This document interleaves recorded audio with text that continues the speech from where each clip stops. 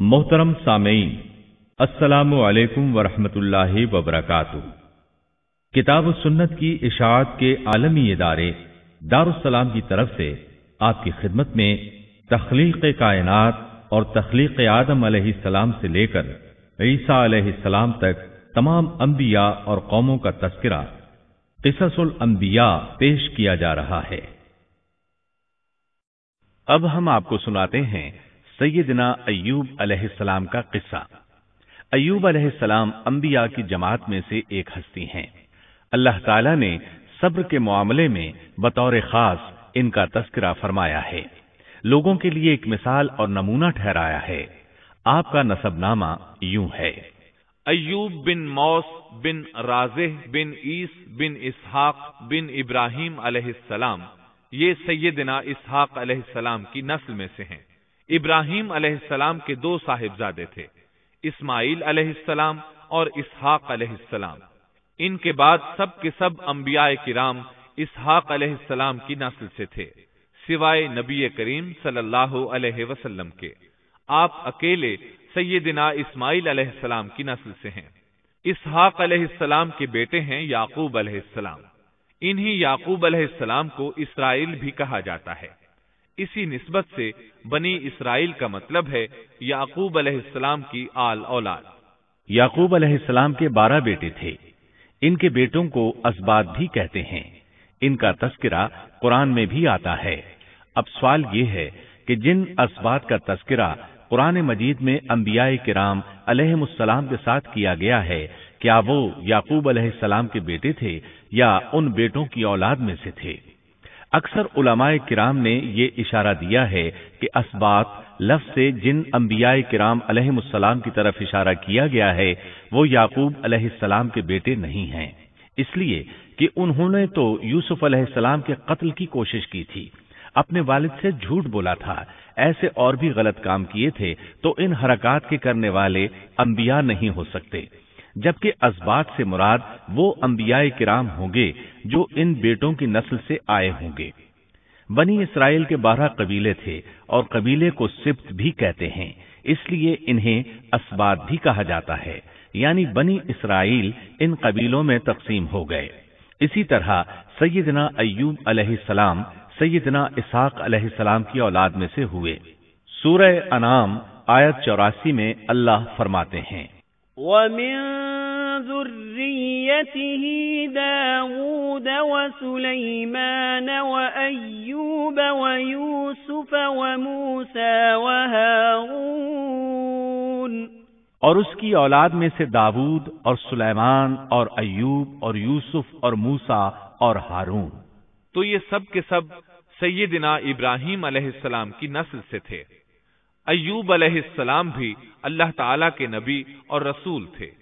सूरत उन-निसा आयत 163 में अल्लाह ताला फरमाते हैं, इन्ना औहैना इलैका कमा औहैना इला इब्राहीम व इस्माईल व इसहाक व याकूब वल-अस्बात व ईसा व अय्यूब व यूनुस व हारून व सुलैमान व आतैना दाऊद ज़बूरा। यकीनन हमने आपकी तरफ उसी तरह वही की है जैसा कि नूह और उनके बाद वाले नबियों की तरफ की, और हमने वही की इब्राहीम और इस्माइल और इसहाक और याकूब और उनकी औलादों पर, और ईसा और अय्यूब और यूनुस और हारून और सुलेमान की तरफ, और हमने दाऊद को ज़बूर अता फरमाई। अल्लाह ताला ने इन सब अंबियाए किराम अलैहिमुस्सलाम की तरफ वही फरमाई, और अय्यूब अलैहिस्सलाम भी इन रसूलों में से एक हैं। अल्लाह ताला ने आपको आपकी कौम सूरान की तरफ मबूस फरमाया। ये कौम मुल्क शाम में रिहाइश पजीर थी। आप बहुत ज्यादा मालदार थे। अल्लाह ताला ने आपको बहुत ज्यादा नेमतों से नवाजा था। आपके पास बेशुमार मवेशी थे, लातादाद नौकर चाकर थे। अल्लाह ने आपको बहुत सी ज़राई जमीन भी अता फरमाई थी। आप ताजिर भी थे। तिजारत का सिलसिला दूर दूर तक फैला हुआ था। अल्लाह ताला ने आपको कसीर औलाद भी अता फरमाई थी। आपके यहाँ 7 بیٹے اور 7 بیٹیاں تھیں۔ آپ خود بھی صحت مند اور طاقتور تھے۔ آپ کے اصحاب کی تعداد بھی کافی تھی۔ گویا اللہ تعالیٰ نے آپ کو گوناگون نعمتوں سے نوازا تھا۔ آپ روئے زمین پر نعمتوں سے مالا مال شخص تھے۔ اللہ تعالیٰ نے آپ کو آزمانا چاہا تاکہ بعد میں آنے والے لوگوں کے لیے آپ صبر کی مثال بن جائیں۔ آخر صبر کا مرحلہ شروع ہو گیا۔ آپ کا سب مال و متاع ہلاک ہو گیا، یہاں تک کہ آپ فقیر ہو گئے۔ آپ کی زندگی ہی میں آپ کی ساری اولاد اللہ کو پیاری ہو گئی۔ کسی کا ایک بیٹا بھی فوت ہو جائے تو وہ کتنا غمگین ہوتا ہے، متاثر ہوتا ہے۔ سیدنا یعقوب علیہ السلام پر غم کس طرح طاری ہوا، یہاں تک کہ آپ کی آنکھوں کی بینائی تک جاتی رہی۔ مارے غم کے وہ گھل گئے تھے، جبکہ ان کا کوئی بیٹا فوت نہیں ہوا تھا، اور ادھر 7 بیٹے اور 7 بیٹیاں فوت ہو گئے۔ یہی نہیں، تمام مال مویشی ہلاک ہو گئے۔ معاملہ اس پر بھی ختم نہیں ہوا، آپ شدید مرض میں مبتلا ہو گئے۔ بیماری اس قدر شدید تھی کہ آپ چلنے پھرنے سے معذور ہو گئے، اٹھنے کی سکت نہ رہ گئی، یہاں تک کہ آپ کا گوشت گرنے لگا۔ آپ کی آزمائش انتہا کو پہنچ گئی۔ اب آپ کے ساتھی بھی آپ کا ساتھ چھوڑنے لگے۔ انہیں خوف محسوس ہوا کہ کہیں ان کی بیماری انہیں بھی نہ لگ جائے، کہیں یہ کوئی ایسی بیماری نہ ہو جو ایک سے دوسرے کو لگتی ہو۔ اس طرح سوائے 2 کے سب ساتھی آپ کا ساتھ چھوڑ گئے، کوئی آپ کے قریب نہ آتا تھا۔ جو 2 ساتھی ساتھ چھوڑ کر نہیں گئے تھے وہ بھی ذرا دور کھڑے ہو کر بات کرتے تھے۔ آپ کی خدمت کے لیے بس آپ کی بیوی رہ گئیں۔ وہ بہت وفادار بیوی تھی۔ یہ زوجہ محترمہ آپ کی خدمت کرتی، آپ کو کھلاتی پلاتی، آپ کو نہلاتی۔ پھر نوبت یہاں تک پہنچی کہ سارا ہی مال بالکل ختم ہو گیا۔ اب بیوی صاحبہ نے اجرت پر لوگوں کے گھروں میں کام کرنا شروع کیا تاکہ کچھ کما کر لائیں اور خاوند پر خرچ کر سکیں۔ یہ تھے اللہ کے نبی ایوب علیہ السلام۔ اتنی بڑی آزمائش میں پورے اترے۔ آزمائش بھی 1-2 ماہ نہیں، پورے 12 برس جاری رہی، اور ایک قول کے مطابق 18 برس جاری رہی۔ آپ اس دوران مجسمہ صبر بنے رہے۔ آپ نے کبھی کسی سے شکوہ تک نہ کیا، یہاں تک کہ کبھی زوجہ محترمہ سے بھی شکوہ نہ کیا۔ سال ہا سال اسی حالت پر گزر گئے۔ ایک بار آپ کی بیوی نے عرض کرنے کی ذرا ہمت کی اور کہا، آپ اللہ کے رسول ہیں، اگر اللہ کے حضور دعا کریں تو وہ آپ کی بیماری کو ختم فرما دیں گے، آپ کی حالت کو بدل دیں گے۔ بیوی صاحبہ کے یہ کہنے کے باوجود آپ نے بیماری کے ختم ہونے کی دعا نہ کی، نہ یہ کہا یا اللہ مجھے رزق کی فراوانی عطا فرما، بس رضائے الہی پر راضی رہے، تقدیر الہی پر خوش رہے۔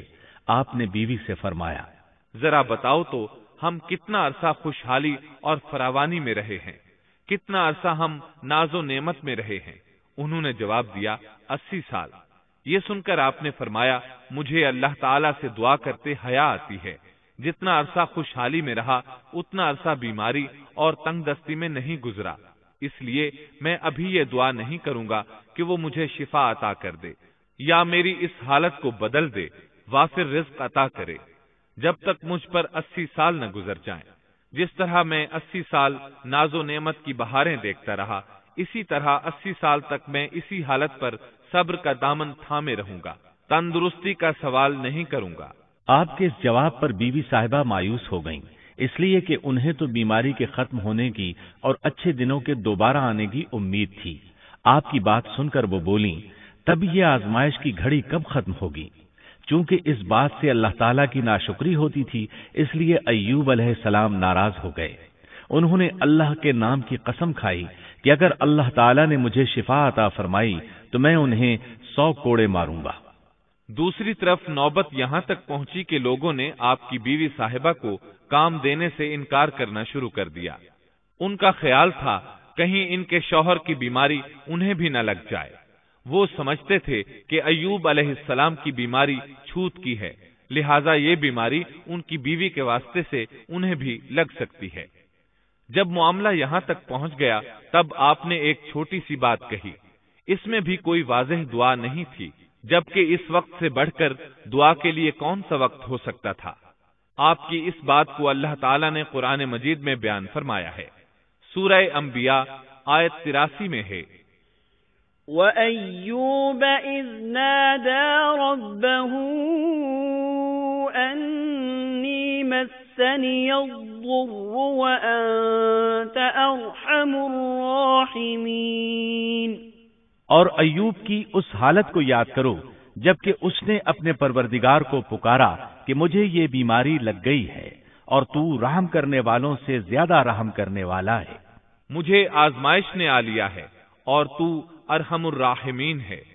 مطلب یہ کہ آپ نے واضح الفاظ میں دعا نہیں فرمائی، یہ نہیں فرمایا الہی مجھے تندرستی عطا فرما، الہی مجھے رزق عطا فرما اور میری حالت ایسی ایسی ہو گئی ہے، تو رحیم و کریم ہے، بلکہ یوں کہا وَأَنْتَ أَرْحَمُ الرَّاحِمِينَ، عرض کیا میری نسبت میری حالت کو تو ہی بہتر جاننے والا ہے۔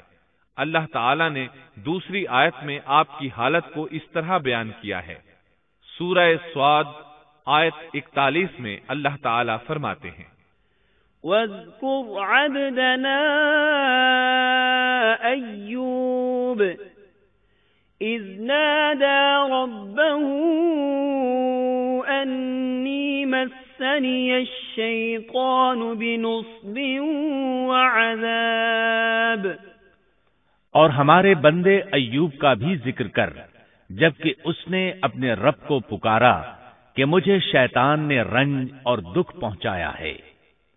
گویا آپ نے اس بیماری اور مصیبت کو اللہ تعالیٰ کی طرف منسوب نہیں فرمایا، بلکہ اللہ تعالیٰ کو اس سے مبرہ و پاک ٹھہرایا اور اسے شیطان کی طرف منسوب کیا۔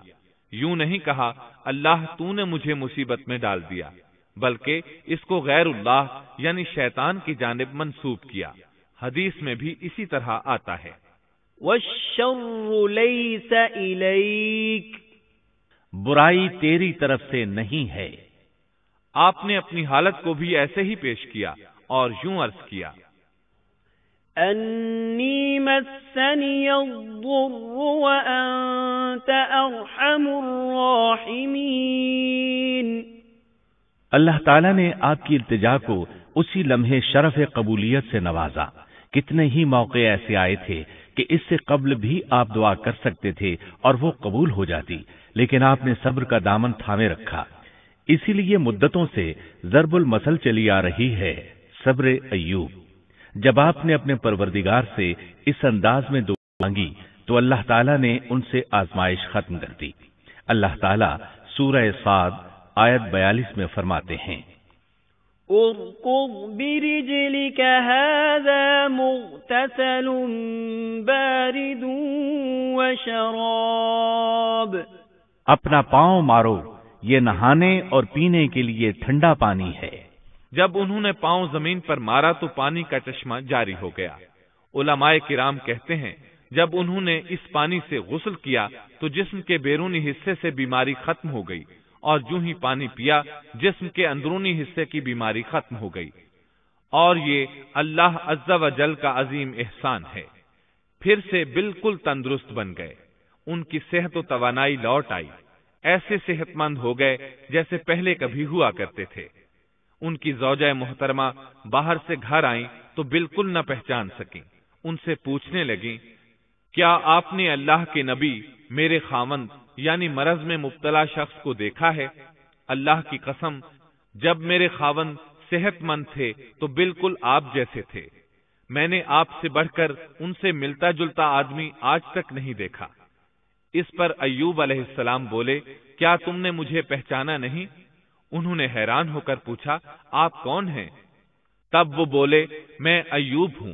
وہ بولیں سبحان اللہ، اس کا مطلب ہے بیماری ختم ہو گئی، اللہ تعالیٰ کا احسان ہو گیا۔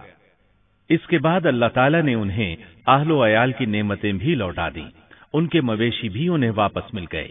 سیدنا ابن عباس رضی اللہ عنہما فرماتے ہیں اللہ تعالیٰ نے صرف انہیں ہی اپنے فضل و کرم سے نہیں نوازا بلکہ ان کے ساتھ ان کی اہلیہ کو بھی اپنے خاص فضل و کرم سے نوازا، اس لیے کہ انہوں نے بھی اس عظیم آزمائش میں صبر کیا تھا، عظیم صبر کا مظاہرہ کیا تھا۔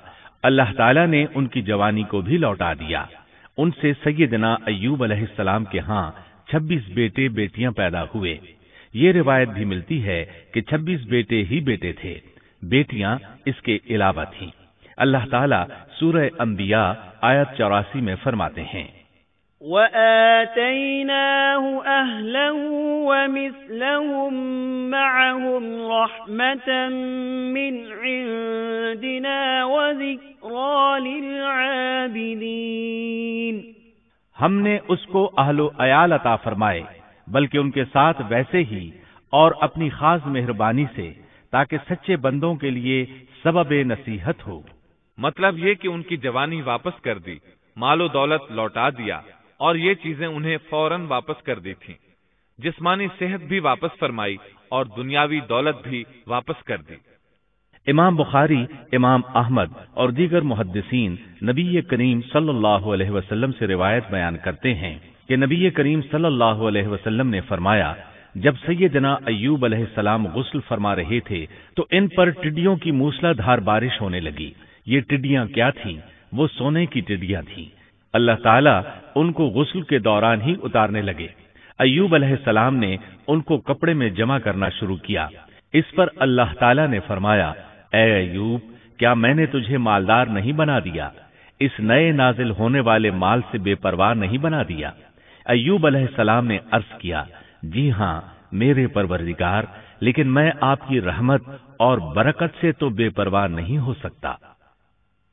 بلا یا رب ولكن لا غنى لي عن برکتک۔ ہاں اے رب، لیکن میں تیری برکت سے دور کیسے رہ سکتا ہوں؟ ان کا مال و دولت سب واپس مل گیا، اہل و عیال بھی مل گئے، صحت بھی پلٹ آئی۔ یہ سب اللہ کے خاص فضل و کرم سے تھا اور اس عظیم صبر کے صلے میں تھا جو انہوں نے کیا تھا۔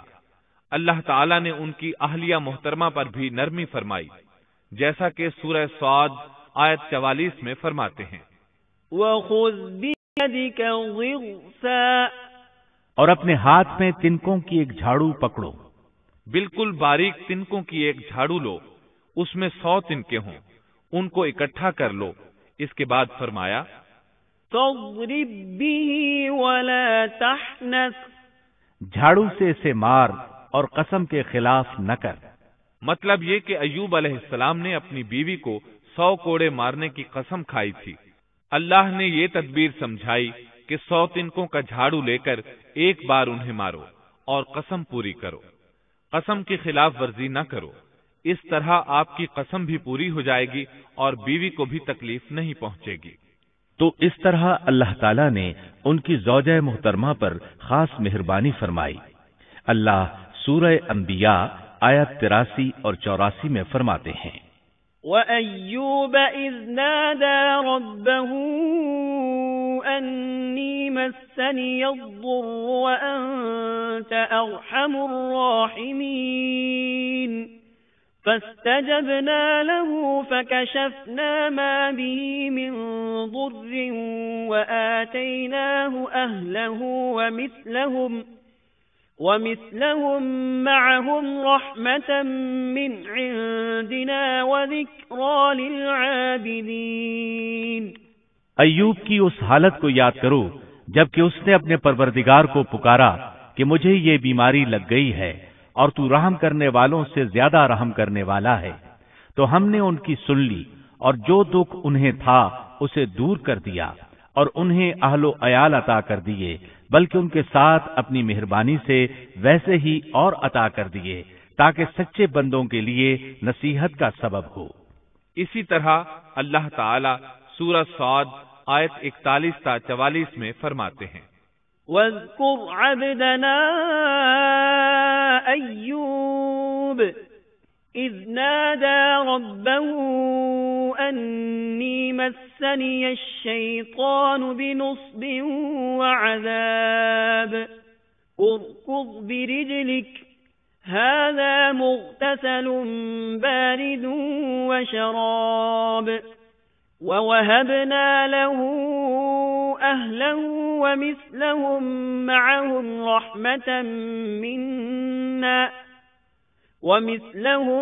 مَعَهُمْ رَحْمَةً مِنَّا وَذِكْرَى لِأُولِي الْأَلْبَابِ وَخُذْ بِيَدِكَ ضِغْثًا فَاضْرِبْ بِهِ وَلَا تَحْنَثْ إنا وجدناه صابرا نعم العبد إنه أواب۔ اور ہمارے بندے ایوب کا بھی ذکر کیجئے جب انہوں نے اپنے رب کو پکارا کہ مجھے شیطان نے رنج اور دکھ پہنچایا ہے، اپنا پاؤں مارو، یہ پینے اور نہانے کے لیے ٹھنڈا پانی ہے، اور ہم نے انہیں ان کا پورا کنبہ عطا فرمایا، بلکہ اس کے ساتھ اپنی خاص رحمت سے اور عقل مندوں کی نصیحت کے لیے اتنا ہی اور بھی عطا کر دیا۔ اور اپنے ہاتھ میں تنکوں کی ایک جھاڑو لے کر مار دیں اور قسم کے خلاف نہ کریں، سچ تو یہ ہے کہ ہم نے اسے بڑا صابر بندہ پایا، وہ بہت نیک تھے اور بہت ہی رغبت رکھنے والے تھے۔ یہ ذکر تھا سیدنا ایوب علیہ السلام کا جو اختتام کو پہنچا۔ اب ہم شروع کرتے ہیں یونس علیہ السلام کا قصہ۔ یونس علیہ السلام ایک عظیم اور کریم نبی تھے۔ ان کا قصہ قرآن کریم میں ایک انوکھا قصہ ہے۔ آپ کے والد کا نام متا تھا اور آپ سیدنا ابراہیم علیہ السلام کی نسل سے تھے۔ آپ کا ایک نام ذوالنون بھی ہے، یعنی مچھلی والے۔ النون کا مطلب ہے مچھلی۔ اسی طرح آپ کو صاحب الحوت بھی کہا جاتا ہے۔ اللہ تعالیٰ نے آپ کو ان سب ناموں سے پکارا ہے۔ آپ کو ایک عظیم بستی کی طرف مبعوث کیا گیا۔ اس بستی کا نام نینوا تھا۔ یہ عراق کے شمال میں واقع تھی، موصل کے بالمقابل تھی۔ ان دونوں کے درمیان دریائے دجلہ واقع تھا۔ موصل دریائے دجلہ کے کنارے واقع تھا، جبکہ اس کے بالکل سامنے نینوا کی بستی تھی۔ امام ابن کثیر رحمت اللہ علیہ نے نینوا کے بارے میں اور ان آثار و باقیات کے بارے میں لکھا ہے جو ان کے زمانے میں موجود تھیں۔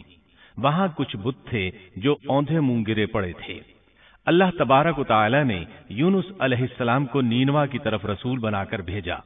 سورۃ الصافات آیت 139 میں ہے، وَإِنَّ يُونُسَ لَمِنَ الْمُرْسَلِينَ، اور بے شک یونس رسولوں میں سے تھے۔ آگے اللہ آیت 147 میں فرماتے ہیں، وَأَرْسَلْنَاهُ إِلَى 100,000 أَوْ يَزِيدُونَ، اور ہم نے اسے 100,000 بلکہ اور زیادہ آدمیوں کی طرف بھیجا۔ یعنی ان کی تعداد 100,000 سے زیادہ تھی۔ رہا یہ سوال کہ لاکھ سے کتنے زیادہ تھے، اکثر علماء کرام نے وضاحت کی ہے کہ وہ 100,000 سے قریباً 20,000 زیادہ تھے۔ اس طرح بستی والوں کی تعداد 1,20,000 تھی، اور یہ سب کے سب کفر پر تھے۔ یونس علیہ السلام انہیں سال ہر سال دعوت دیتے رہے، لیکن وہ اپنے کفر ہی پر ڈٹے رہے۔ پھر انہوں نے سیدنا یونس علیہ السلام پر ظلم و جبر شروع کر دیا، انہیں دھمکیاں دی، مصائب و آلام سے دوچار کیا۔ مطلب یہ کہ جس طرح دوسرے انبیاء کرام کے ساتھ کیا گیا، ان کے ساتھ بھی وہی سلوک ہوا۔ آخر آپ نے اپنی قوم کو اللہ کے عذاب سے آگاہ کرتے ہوئے اعلان فرما دیا کہ فلاں دن تم پر عذاب آ جائے گا۔ پھر خود غصے کی حالت میں اس بستی سے نکل گئے، جبکہ اللہ تعالیٰ نے انہیں متعین دن کی مہلت دینے کی اجازت تو دی تھی، لیکن اس بستی سے نکل جانے کا حکم نہیں دیا تھا۔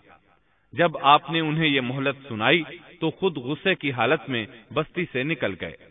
سورہ انبیاء آیت 87 میں اللہ تعالیٰ فرماتے ہیں، وَذَنُّونِ إِذ ذَّهَبَ مُغَاضِبًا فَظَنَّ أَن لَّن نَّقْدِرَ عَلَيْهِ، مچھلی والے کو یاد کرو جبکہ وہ غصے سے چل دیا اور خیال کیا کہ ہم اسے نہ پکڑ سکیں گے۔ اس آیت کی تفسیر میں امام رازی رحمہ اللہ لکھتے ہیں، جس نے یہ گمان کیا کہ اللہ تعالیٰ اسے پکڑنے کی قدرت نہیں رکھتا، وہ آدمی کافر ہے۔ سیدنا امیر معاویہ رضی اللہ عنہ سے روایت ہے، انہوں نے سیدنا ابن عباس رضی اللہ عنہما سے کہا، آج رات قرآن کریم کی چند آیات کے معانی میں میں الجھ کر رہ گیا ہوں، مجھے کوئی راستہ سجھائی نہیں دے رہا کہ اس الجھن سے کس طرح نکلوں۔ مجھے بس آپ ایسے نظر آتے ہیں جو ان آیات کا مطلب بتا سکتے ہیں، کم از کم میں ان آیات کی تفسیر اور تعبیر نہیں سمجھ سکا۔ ابن عباس رضی اللہ عنہما نے پوچھا، وہ کون سی آیات ہیں؟ سیدنا امیر معاویہ رضی اللہ عنہ کہنے لگے، یونس علیہ السلام کا یہ خیال کرنا کہ اللہ تعالیٰ ان پر قدرت نہیں رکھتے، یہ سن کر سیدنا ابن عباس رضی اللہ عنہما نے فرمایا، اس سے مراد یہ نہیں، یہ لفظ قدر یہاں تنگی کے معنی میں آیا ہے، قدرت اور طاقت رکھنے کے معنی میں نہیں۔ اللہ تعالیٰ نے قدر بمعنی تنگی اور قدر بمعنی قدرت دونوں کا استعمال کیا ہے۔ تنگی کے معنی کی مثال سورۃ الطلاق آیت نمبر 7 میں ہے، وَمَن قُدِرَ عَلَيْهِ رِزْقُهُ فَلْيُنفِقْ مِمَّا آتَاهُ اللَّهُ، اور جس پر اس کے رزق کی تنگی کی گئی ہو اسے چاہیے کہ جو کچھ اللہ تعالیٰ نے اسے دے رکھا ہے اسی میں سے اپنی حیثیت کے مطابق دے۔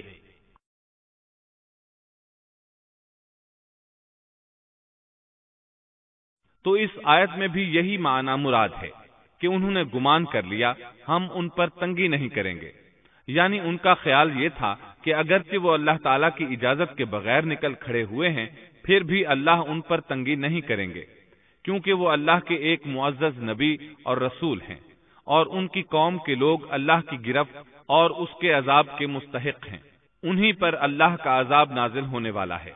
اس عذاب کی خبر انہیں پہلے ہی سنا دی گئی ہے اور مہلت دے دی گئی ہے، مگر وہ خود اگرچہ اللہ کی اجازت کے بغیر ہی چلے آئے ہیں پھر بھی انہیں سرزنش نہیں کی جائے گی اور وہ کسی گرفت میں نہیں آئیں گے۔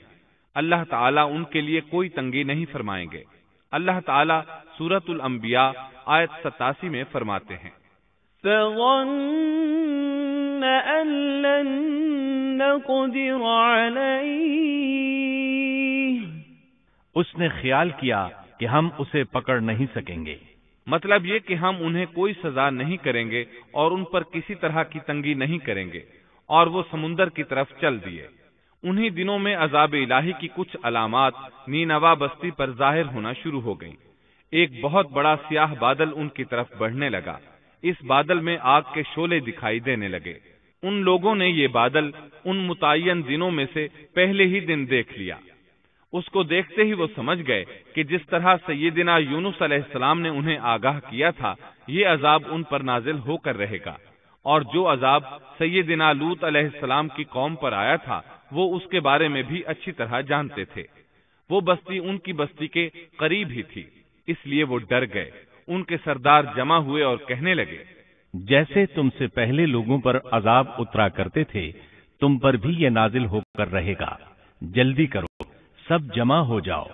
چنانچہ انہوں نے اس بات پر اتفاق کر لیا کہ سیدنا یونس علیہ السلام نے بالکل سچ فرمایا تھا۔ اللہ کی قسم یہ بالکل وہی عذاب ہے، تم اللہ کے عذاب سے نجات نہیں پا سکو گے۔ اس سے بچنے کی ایک ہی صورت ہے کہ تم ایمان لے آؤ اور توبہ کر لو۔ اس طرح وہ سب کے سب ایمان لے آئے، لیکن سیدنا یونس علیہ السلام وہاں موجود نہیں تھے۔ ان کی عدم موجودگی میں یہ سب کے سب یعنی 1,20,000 افراد ایمان لے آئے۔ انہوں نے پیوند لگے کپڑے پہنے اور اللہ کے حضور عاجزی، انکساری اور آہوزاری شروع کر دی، رونے لگے، اللہ سے بخشش مانگنے لگے، پھر اسی حالت زار میں باہر کھلے میدان کی طرف نکل آئے۔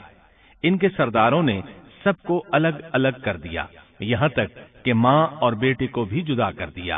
سب اپنی اپنی جگہ پر یعنی ماں اپنی جگہ پر اور بیٹا اپنی جگہ پر آہوزاری کرنے لگے تاکہ ان پر اللہ تعالیٰ کی رحمت نازل ہو جائے۔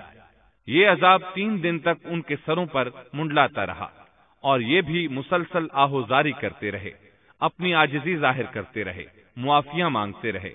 آخر کار اللہ تعالیٰ نے ان پر رحم و کرم فرما دیا اور عذاب کو ان سے پھیر دیا۔ اللہ تعالیٰ سورہ یونس آیت 98 میں فرماتے ہیں، فَلَوْلَا كَانَتْ قَرْيَةٌ آمَنَتْ فَنَفَعَهَا إِيمَانُهَا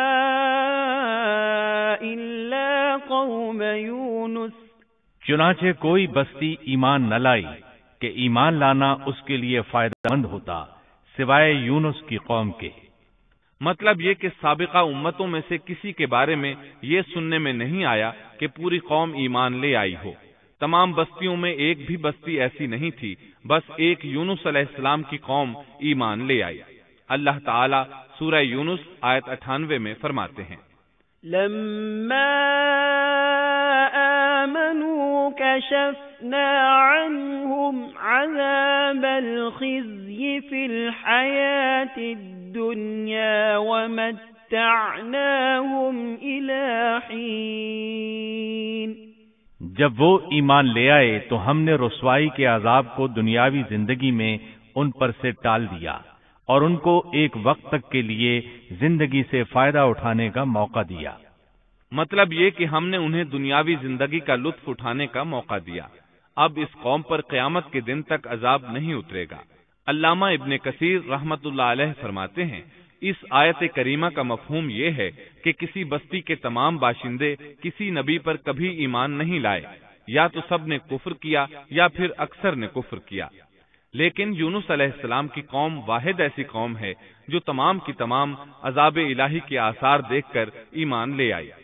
سابقہ ادوار میں جتنی بھی بستیاں گزریں ان میں اہل ایمان کے ساتھ یا تو کفار رہے ہیں یا ان میں منافقین بھی رہے ہیں، سوائے یونس علیہ السلام کی قوم کے وہ سب کے سب کافر تھے، پھر سب کے سب ایمان لے آئے۔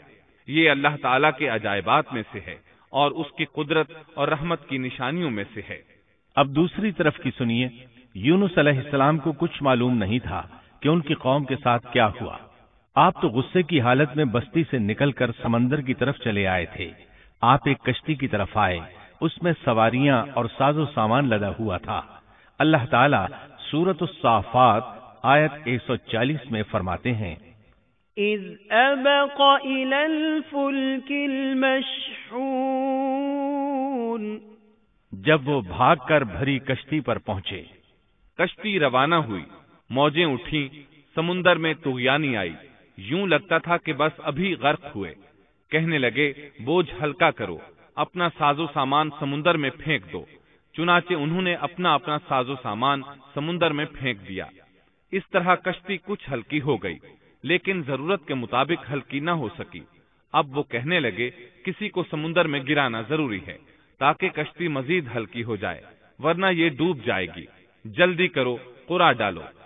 جس کے نام کا قرع نکلتا جائے اسے سمندر میں گراتے جاؤ اور بار بار یہ عمل دہراتے جاؤ یہاں تک کہ کشتی ہلکی ہو جائے۔ چنانچہ قرع ڈالا گیا۔ سب سے پہلے یونس علیہ السلام کا نام نکلا۔ سب کہنے لگے، نہیں، یہ تو ایسے نہیں ہیں، ان کے چہرے پر تو سجدوں کے نشانات ہیں، انہیں رہنے دو، پھر قرع ڈالو۔ چنانچہ پھر قرع ڈالا گیا، پھر انہی کا نام نکلا۔ سب نے تعجب کیا۔ تیسری مرتبہ پھر قرع ڈالا گیا، اس بار پھر یونس علیہ السلام ہی کا نام نکلا۔ اللہ تعالیٰ سورۃ الصافات آیت 141 میں فرماتے ہیں، فساهم فكان من المدحضين، پھر قرآن اندازی ہوئی تو یہ مغلوب ہو گئے۔ ہر بار انہی کا نام نکلا۔ آخر کار ان لوگوں نے انہیں پکڑ کر سمندر میں گرا دیا۔ فالتقمه الحوت، تو پھر انہیں مچھلی نے نگل لیا۔ حوت بڑی مچھلی کو کہتے ہیں۔ اللہ تعالیٰ نے حوت کو القاء فرمایا، انہیں کھانا نہیں، نہ ان کے جسم کو کوئی گزند پہنچے۔ یہ اس مچھلی کو اللہ تعالیٰ کے احکامات تھے۔ اللہ تعالیٰ سورۃ الصافات آیت 142 میں فرماتے ہیں، فالتقمه الحوت وهو مليم، تو پھر انہیں مچھلی نے نگل لیا اور وہ خود اپنے آپ کو ملامت کرنے لگے۔ یعنی وہ سمجھ گئے کہ بار بار جو ان کا نام قرآن اندازی میں نکلتا رہا ہے تو وہی مقصود ہیں۔ چنانچہ خود کو ملامت کرنے لگے، اور یہ ملامت توبہ کی ابتدا ہے کہ انسان خود کو ملامت کرتا ہے۔ اب یونس علیہ السلام مچھلی کے پیٹ میں تھے۔ اللہ کی قدرت، آپ مچھلی کے پیٹ میں 3 دن تک رہے۔ بعض روایات میں 7 دن اور زیادہ سے زیادہ مدت 40 روز آئی ہے۔ آپ نے مچھلی کے پیٹ میں اللہ تعالیٰ کو پکارا۔ اللہ سورۃ الانبیاء آیت 87 میں فرماتے ہیں، فنادى في الظلمات، آخر کار وہ اندھیروں کے اندر سے پکار اٹھے۔ علماء نے یہاں 3 اندھیروں کا ذکر کیا ہے، مچھلی کے پیٹ کا اندھیرا، سمندر کا اندھیرا اور رات کا اندھیرا۔ گویا ان پر یہ سارے اندھیرے اکٹھے ہو گئے تھے۔ اللہ سورۃ الصافات آیت 143 اور 144 میں فرماتے ہیں فلولا أنه كان من المسبحين للبث في بطنه إلى يوم يبعثون. پس اگر یہ پاکی بیان کرنے والوں میں سے نہ ہوتے تو لوگوں کے اٹھائے جانے کے دن تک اس کے پیٹ ہی میں رہتے. مطلب یہ کہ اگر آپ اللہ تبارک و تعالی کی تسبیح نہ بیان کرتے تو مچھلی کے پیٹ ہی میں رہتے. آپ نے دعا نہیں مانگی بلکہ اللہ عز و جل کی تسبیح بیان کی. روایات میں یوں بھی آتا ہے کہ جب مچھلی آپ کو سمندر کی اتھاہ گہرائی میں لے گئی تو آپ وہاں آبی مخلوقات کی تسبیحات کی آوازیں سننے لگے. گویا اللہ تعالی نے انہیں القاء فرمایا کہ آپ بھی تسبیح کریں. اللہ سورۃ الانبیاء آیت 87 میں فرماتے ہیں فنادى في الظلمات أن لا إله إلا أنت سبحانك إني كنت من الظالمين. بالآخر وہ اندھیروں کے اندر سے پکار اٹھا کہ الہی تیرے سوا کوئی معبود نہیں، تو پاک ہے، بے شک میں ظالموں میں ہو گیا. چنانچہ یونس علیہ السلام نے اس تسبیح کے الفاظ کو یوں ادا فرمایا لا الہ الا انت سبحانک انی کنت من الظالمین. امام احمد، امام ترمذی، امام نسائی اور دیگر ائمہ رحمہم اللہ نے یہ حدیث نقل کی ہے کہ یونس علیہ السلام کی وہ دعا جو انہوں نے مچھلی کے پیٹ میں مانگی تھی وہ یہی ہے لا الہ الا انت سبحانک انی کنت من الظالمین. جو بھی مسلمان یہ دعا اپنی کسی حاجت میں مانگے گا اللہ تعالیٰ اس کی دعا ضرور قبول فرمائے گا. یہ دعائے مستجاب ہے، مقبول دعاؤں میں سے ہے. اسی دعا کے بعد اللہ تعالیٰ نے یونس علیہ السلام کو اس پریشانی سے نجات عطا فرمائی. اللہ سورۃ الانبیاء آیت 88 میں فرماتے ہیں فاستجبنا له ونجيناه من الغم وكذلك ننجي المؤمنين. تو ہم نے اس کی پکار سن لی اور اسے غم سے نجات دے دی، اور ہم ایمان والوں کو اسی طرح بچا لیا کرتے ہیں. ایک صحابی نے نبی کریم صلی اللہ علیہ وسلم سے پوچھا اے اللہ کے رسول صلی اللہ علیہ وسلم، یونس علیہ السلام نے جو دعا مچھلی کے پیٹ میں مانگی کیا وہ صرف انہی کے لیے تھی یا ان کے بعد اہل ایمان کے لیے بھی ہے؟ تو آپ نے فرمایا یہ دعا یونس علیہ السلام کے لیے خاص تھی اور سب اہل ایمان کے لیے عام ہے. کیا تم نے اللہ تعالیٰ کا یہ فرمان نہیں سنا وَكَذَلِكَ نُنْجِي الْمُؤْمِنِينَ. اور ہم ایمان والوں کو اسی طرح بچا لیا کرتے ہیں. جو بھی اس دعا کو پڑھے گا اللہ اسے رنج و غم سے نجات دیں گے. ایک قول کے مطابق تقریباً 40 روز آپ کی شب و روز یہی دعا رہی. اس مدت کے ختم ہونے پر اللہ تعالیٰ نے آپ کی دعا کو قبولیت بخشی. مچھلی ساحل پر پہنچی، انہیں کنارے پر ڈالا اور واپس چلی گئی. اس بات کو اللہ تعالیٰ نے سورۃ الصافات آیت 145 میں یوں بیان فرمایا ہے فَنَبَذْنَاهُ بِالْعَرَاءِ وَهُوَ سَقِيمٌ. پس اسے ہم نے چٹیل میدان میں ڈال دیا اور وہ اس وقت بیمار تھے. آپ وہاں اسی طرح لیٹے رہے. پھر اللہ کی قدرت سے آپ کے قریب ایک بیلدار درخت اگا جیسا کہ سورۃ الصافات آیت 146 میں ہے. وَأَنبَتْنَا عَلَيْهِ شَجَرَةً مِّن يَقْطِينٍ. اور اس پر سایہ کرنے والا ایک بیلدار درخت ہم نے اگا دیا. اس کدو کے درخت کے متعلق مورخین کا کہنا ہے کہ اللہ تعالیٰ نے اس درخت کا انتخاب اس لیے فرمایا تھا کہ اس درخت کے پتے چوڑے ہوتے ہیں، ان کے سائے میں انہیں ڈھانپ دیا گیا تاکہ ہوا سے اذیت نہ پہنچے، اس لیے کہ ان کے جسم سے جلد اتر گئی تھی. پھر اس درخت سے خوش کن خوشبو بھی آتی تھی، اس خوشبو نے انہیں فرحت بخشی۔ پھر کدو کی خوشبو میں ایک خصوصیت یہ تھی کہ حشرات الارض کو دور رکھتی ہے۔ اللہ تعالی نے انہی خصوصیات کی وجہ سے اس بیلدار درخت کا انتخاب فرمایا تھا تاکہ آپ ہر طرح کی تکلیف سے محفوظ رہیں۔ یہ ہے اللہ کی قدرت، سبحان اللہ۔ اسی طرح مفسرین یہ بھی کہتے ہیں کہ اللہ تعالیٰ نے ان کے پاس ایک پہاڑی بکری بھیج دی، وہ آپ کے قریب آتی اور آپ کے سر کے اوپر اپنی ٹانگیں پھیلائے کھڑی ہو جاتی، اس طرح اس کے تھن آپ کے منہ میں چلے آتے اور آپ ان سے خواہش کے مطابق دودھ پیتے۔ یہ تھا آپ کا کھانا اور پینا۔ رفتہ رفتہ آپ کی حالت بہتر ہو گئی، توانا اور تندرست ہو گئے، پھر آپ اٹھنے کے قابل ہو گئے، اور یہ سب اللہ تعالیٰ کی مہربانی سے ہوا۔ جب آپ کی صحت لوٹ آئی تو اللہ تعالیٰ نے آپ کو پھر آپ کی قوم کی طرف بھیجا، جیسا کہ سورۃ الصافات آیت 148 میں ہے۔ وَأَرْسَلْنَاهُ إِلَى 100,000 أَوْ يَزِيدُونَ فَآمَنُوا فَمَتَّعْنَاهُمْ إِلَى حِينٍ۔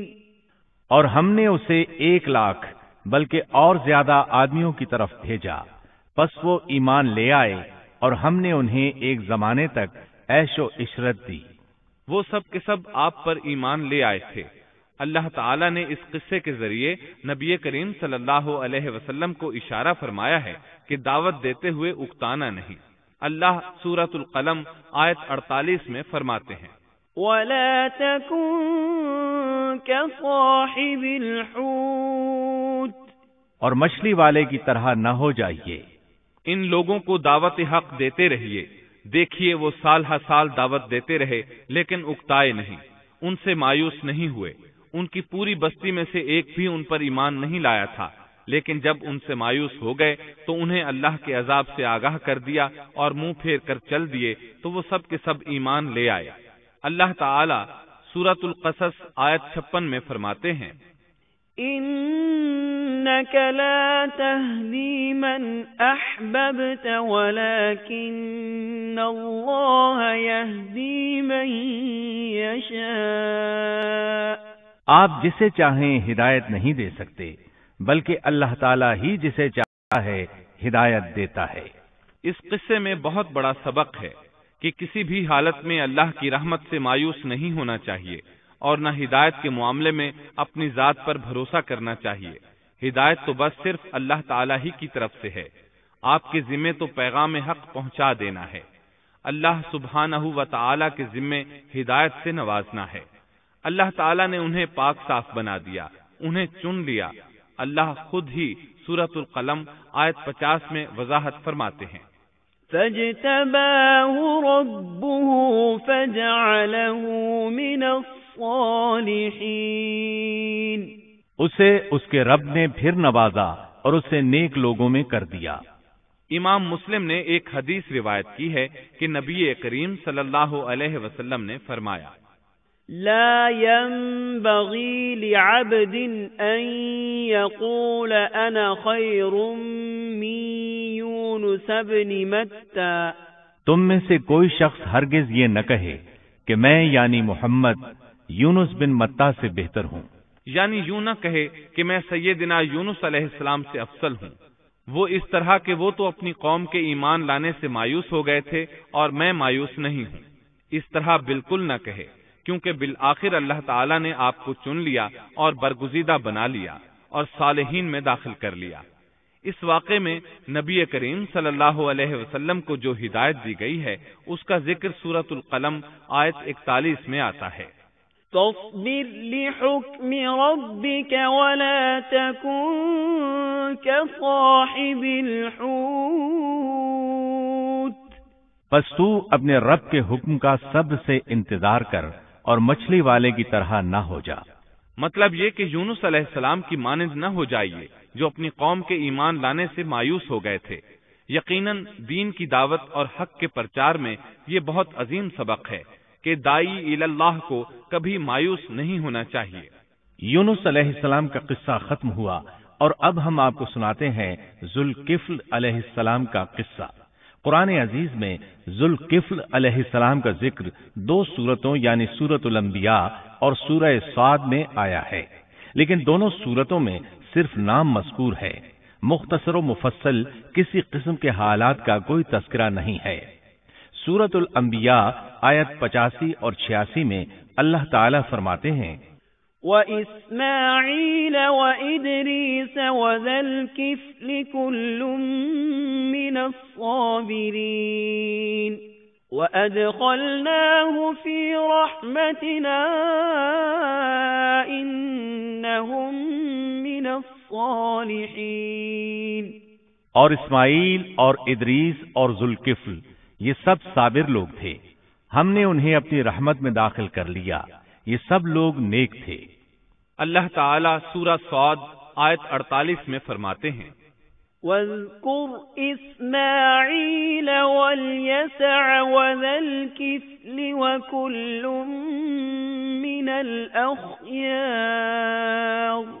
اسماعیل، یسع اور ذوالکفل کا بھی ذکر کر دیجئے، یہ سب بہترین لوگ تھے۔ ذوالکفل علیہ السلام کے متعلق جس طرح قرآن مجید نے نام کے سوا کچھ ذکر نہیں فرمایا، اسی طرح نبی اکرم صلی اللہ علیہ وسلم سے بھی ان کے متعلق کچھ منقول نہیں ہے، لہذا قرآن و حدیث کی روشنی میں اس سے زیادہ کچھ نہیں کہا جا سکتا کہ ذوالکفل علیہ السلام اللہ کے برگزیدہ نبی اور پیغمبر تھے اور کسی قوم کی ہدایت کے لیے مبعوث ہوئے تھے۔ قرآن و سنت میں اس سے زیادہ سکوت ہے۔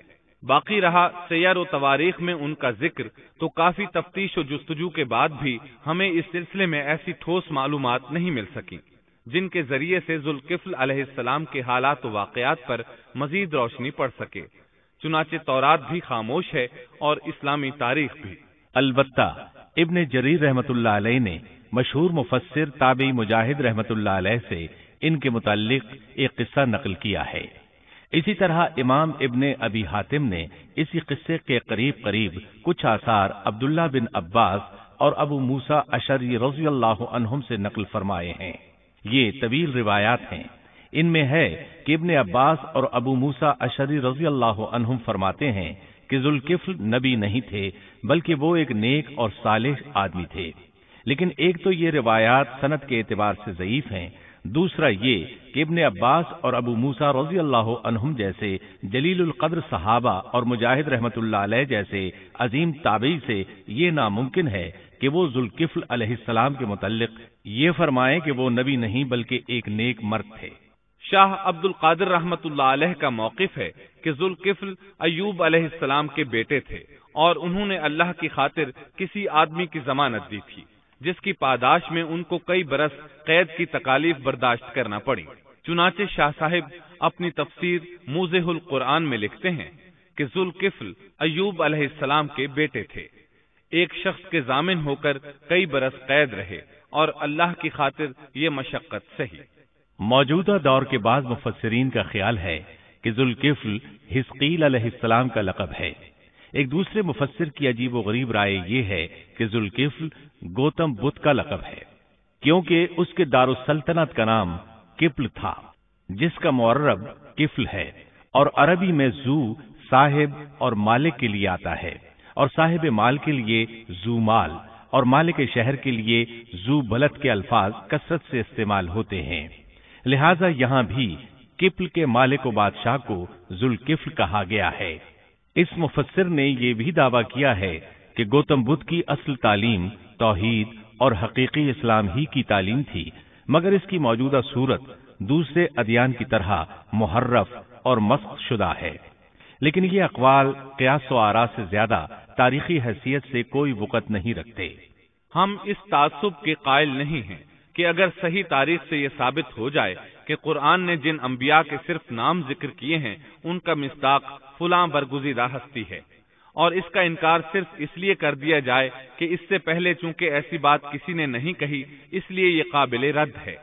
یقیناً ہم اس حقیقت کو تسلیم کرتے ہیں کہ تاریخی حقائق کی جستجو کا باب بند نہیں ہوا، اور آئے دن نئی تحقیقات سامنے آ رہی ہیں اور جدید انکشافات ہو رہے ہیں، بلکہ ان کے ذریعے قرآن مجید اور احادیث رسول کے بیان کردہ واقعات کی تصدیق ہوتی چلی جا رہی ہے۔ ملحد و بے دین لوگ ان کا انکار اس لیے کرتے اور کرتے آ رہے ہیں کہ تاریخ اور فلسفہ ان کا ساتھ نہیں دیتے، لیکن اگر قرآن کریم کی بیان کردہ کسی ہستی کے متعلق مزید انکشافات روشنی میں آئیں تو ہمارے لیے انکار کا باعث نہیں بلکہ مخالفین پر مزید حجت اور دلیل ہیں۔ لیکن اس حقیقت کے اقرار کے باوجود اس سے یہ بھی لازم نہیں آتا کہ کسی واقعے کے متعلق کوئی شخص اگر محض اپنے وہم و گمان اور قیاس و انداز سے بے دلیل کوئی بات کر دے تو ضرور اس کو مان لیا جائے۔ چنانچہ ذوالکفل علیہ السلام کو گوتم بدھ قرار دینا ابھی تک اس سے زیادہ کوئی حیثیت نہیں رکھتا۔ ہمارے لیے دنیا کے مختلف گوشوں میں اللہ کے فرستادہ نبیوں پر ایمان لانے کے لیے قرآن کی وہ تینوں دفعات کافی ہیں جو دین اسلام کا امتیازی وصف ہیں۔ سورۃ الفاطر آیت 24 میں اللہ تعالیٰ فرماتے ہیں، وَإِن مِّنْ أُمَّةٍ إِلَّا خَلَا فِيهَا نَذِيرٌ، اور کوئی امت ایسی نہیں ہوئی جس میں کوئی ڈر سنانے والا نہ گزرا ہو۔ سورۃ المومن آیت 78 میں اللہ تعالیٰ فرماتے ہیں، مِّنْهُم مَّن قَصَصْنَا عَلَيْكَ وَمِنْهُم مَّن لَّمْ نَقْصُصْ عَلَيْكَ، بعض انبیاء کے واقعات ہم آپ کو بیان کر چکے ہیں اور ان میں سے بعض کے قصے تو ہم نے آپ کو بیان ہی نہیں کیے۔ سورۃ البقرہ آیت 136 میں اللہ تعالیٰ فرماتے ہیں، لا نفرق بین احد من رسله، ہم رسولوں میں سے کسی کے درمیان فرق نہیں کرتے۔ اس لیے ایک مومن کا یہ عقیدہ ہونا چاہیے کہ ہم اللہ کے انبیاء میں سے کسی نبی کے درمیان کوئی فرق نہیں کرتے، یعنی تمام انبیاء پر ایمان لاتے ہیں۔ اس صاف اور واضح عقیدے کے بعد اگر ہمارے سامنے کسی ملک اور کسی خطے کے انبیاء اور رسول کے واقعات نہیں بھی آئے تو اس کے اسباب و وجوہات اور ہیں، لیکن جہاں تک ان پر ایمان لانے کا تعلق ہے وہ اختصار سے بھی کافی ہے، اور ان کی تفصیلات سے آگاہی ہماری رشد و ہدایت کے مقاصد یعنی اللہ پر ایمان اور نیک اعمال کے لیے ضروری نہیں ہے، خصوصاً جبکہ اللہ تعالیٰ نے ہم پر یہ حقیقت بھی قرآن مجید میں واضح کر دی ہے کہ نبی اکرم صلی اللہ علیہ وسلم خاتم النبیین ہیں اور تمام سچے ادیان کی صحیح اور حقیقی تعلیم کی تصدیق کر کے ان کو بلند درجات کے درجہ کمال تک پہنچانے والے ہیں، جیسا کہ سورۃ المائدہ آیت 3 میں اللہ تعالیٰ فرماتے ہیں، اليوم اکملت لکم دینکم واتممت علیکم نعمتی ورضیت لکم الاسلام دینا، آج میں نے تمہارے لیے دین کو کامل کر دیا اور تم پر اپنا انعام بھرپور کر دیا اور تمہارے لیے اسلام کے دین ہونے پر رضامند ہو گیا۔ خلاصہ کلام یہ کہ ہمیں یہ تسلیم ہے کہ ہندوستان میں بھی اللہ کے سچے نبی اور پیغمبر مبعوث ہوئے، بلکہ سیرت نگاروں کی روایات کے مطابق ابو البشر آدم علیہ السلام اسی ہندوستان کے کسی گوشے میں اتارے گئے، لیکن جب تک قرآن و حدیث کی صراحت یا تاریخ کے صحیح دلائل و براہین سے یہ ثابت نہ ہو جائے کہ ذوالکفل گوتم بدھ کا لقب ہے، محض قیاس و آراء کی بنا پر ہم اس کو تسلیم نہیں کرتے، کیونکہ جس طرح کسی نبی کو نہ ماننا کفر کی راہ ہے، اسی طرح کسی غیر نبی کو نبی تسلیم کرنا بھی باطل ہے۔